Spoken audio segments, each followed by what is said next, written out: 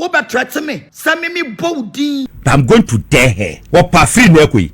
One more Hopeson and no more me Empress Gifty. Papa, so you bear man was who was sure. And the walkers and the one was say Casano. We end this in our Puma Betty. Were you Chobi Ashawo software dinner. Sammy Gyamfi should call this woman. I will see evangelist mama part, aka Agradaa versus Hopeson Adorye. Enya semkito mpanyifo na bu baby say asembi safwa ebie asembi puno. We di asembi akofa asema mama sisi ade Agradaa any Hopeson Adorye enya semkito akra. Aha LSO ghmu and first time I put this video so subscribe.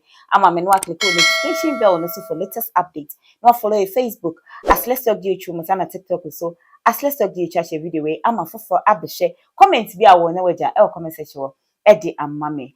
I was for bed 3 days in near dear or more trendy media and so Sammy Gyamfi ene evangelist mama part Agradaa.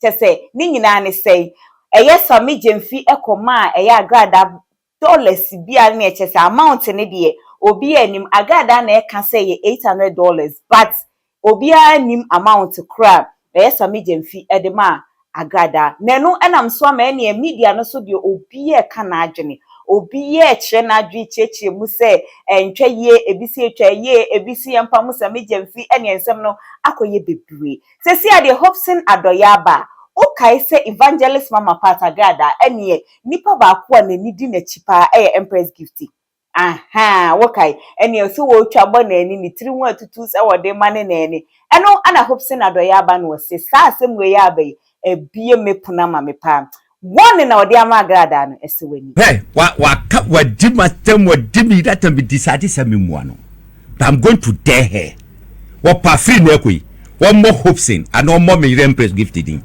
remember that dem wo kroma what dey me say but to a challenge so I saw your bapa one dey one more me din no ni matem me chi na tum na me din akoko so how can you do that ya me be Sammy Gyamfi ayida ne video so anda wo kasa na de wa say kasa no wo yandi sini awakoma bete look Sammy Gyamfi should call this woman and tell her say free and with immediate effect one person na medin ebe fi na no biom one person obehu ne mfoni e won a page biom he should be able to do that yamu biya is of no effect because he am Sammy Gyamfi. Sammy Gyamfi should call him. Hey, one yin na no film, man no body defense bi ama no. Because near one geno, what shampo for bufu. Look, baby asem ni see no. Bi am call eye ni bi. But be free one man sasa me mo eba. Ye free one man ye eba no. I mean, emrantie ne mabo honorable baby bi kakra man ni ade. Eye boni. Sa obe mo bibi. We more bigger miss one ya munje na munche. Na wo hwe sa video ni ye pa. Na wo hwe senda no say halase Samia. Sammy obi a oyefe. O sa twin de ka. So ne tie no. Look, in opposition. One day, na me wo region bisa. Ana me ja po free Sammy o. O say na o he ana me so. O say oh, oni agra me say ai. Oh, we dey nka me pefu e kakra ma o. In opposition, men na make a chiro. Number 4 campaign was one of the regions. Sammy Gyamfi. Men na me say. And I'm say, oh, and I may send you in a photo account to me, mamiana. I know you account in the day, and I'm so okay. Was okay, why you know a bit my family me say I. Me say, was sending Miska, I was shocked. Sammy Gyamfi. This is the guy in opposition. Sir, Mahu ne etieno before say me ba ho video ya ye wo say o chance no na ne kunu wo koka no na ne kunu twen the phone no start wo start so wo twa but now Agradaa kunu but sa video we na ngasa no no be gina ne kunu na chi am say na sorry mani bi wo no aka kire o mu so o mu twa anu wo twa nto mo ko wura ka no no wo free the left side ever right side so be capture sika no sabe obi na woni sika last time it is Sammy what over 24 years no 50 acres na you can say 50 workers e wona dwuma mu a wotu omuka na de yedu kuma se ase enim Sammy Gyamfi ne lounge ne ade woduru ho adwumra se ne amanfo gu ho ne ade so won ete no eti se wo enye se wa bas keke ama papa ye no me na me ka cho enye se wa ba keke no se o Agradaa ho fenti jisika program no wo na wo ka che ni se wo hia fuel and wo ma wo hwe kra na same ehye da mua no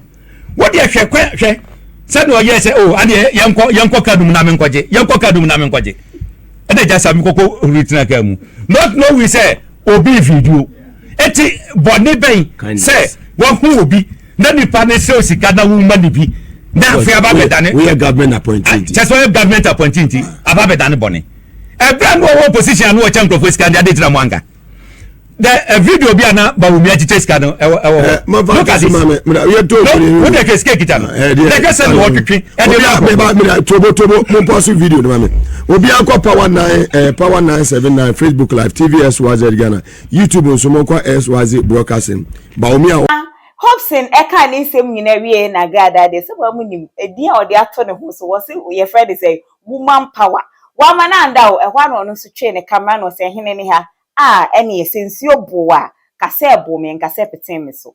Hopeless man, check me out. Hopeless fool, check me out. No silicone, no surgery, 5 children. Me wo feche wo yere. Ma bobra che wo yere. I am a woman of substance. Me grace, ayekese.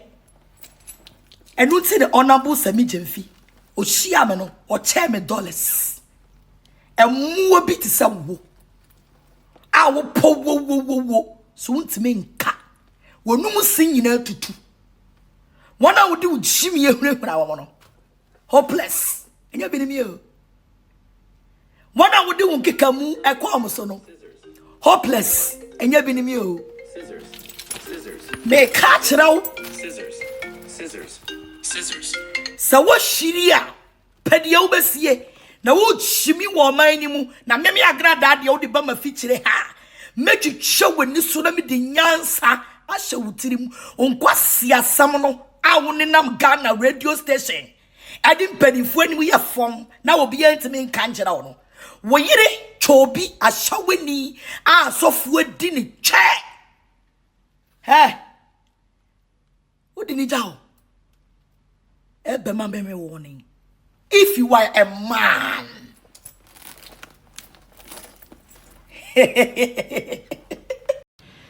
Papa hopeless, as someone ba obi e can be. You have the right, so watching. But don't try to threat me, Mr. Hopeless, aka Metal Wheelchair. Papa, we a coward. What about threaten me? Send me body. Now me body. You will arrest me and take me to court. Papa, so what your bear man was so wash. Now what boss? Bomidi Agradaa. I will arrest you and take you to court and prosecute you and put you into your level. Who dares you? How dares you? Asama ba wo chirawa jin obi e chena jin. You get the capacity to leave your wife over there and come and disrespect me. So wonso we ye bema bomidin emla ni obi ade o. The law is not for anybody. The law is there for everybody. So if you are a man and you are not a coward, as you were sitting there refusing to mention my name, Mr. Hopeless, aka wheelchair, I will put you into your position. You have been tried several times to disrespect me. Abusia enya sem ketu akra Agradaa say debi onye na adwe se wo no omo obi akwa ma obi de nanim abeye fom sa so na hope say that the so say me the one in amount mema ya chu enti se Agradaa be kasa yi amanfo di bi say Hopeson e de na abeye ye be chi Agradaa se ne wo ka no obepie mu e wo court se de wo ka na na me de mani ediensem ne chi any update be for oba me de ba be so mo me ka so be follow Facebook @let's.gh masana TikTok so @let's.gh share video we ama fofo abehye. Bidin edina na eki asantoa. Makram.